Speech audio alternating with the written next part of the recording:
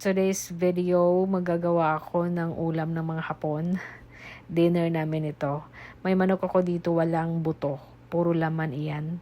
Ilalagay ko siya sa plastic. Sa isang plastic, 4 yung ilalagay ko para naman may espasyo. And then yung 4 naman ilalagay ko rin. Tapos may espasyo yan sila. Hindi yung nagkadikit-dikit. Kasi pag pupukpukin ko yan mamaya para naman hindi sila talaga magkadikit.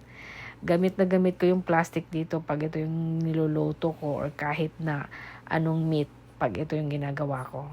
So, ayan, pupukpukin ko siya. Kaya nilagay ko siya sa plastic para hindi magtalsikan. Pangalawa, pag dyan nilagay ko sa plastic, lalapad yung karne. At yung sa pagpupukpok ko sa karne, ay nakakatulong yan para lumambot yung ating karne. At para wala na ako maraming hugasin, guguntingin ko yan kasi dyan ko lang din siya titimplahan. Titimplahan ko nga pala yung manok na pinukpok natin.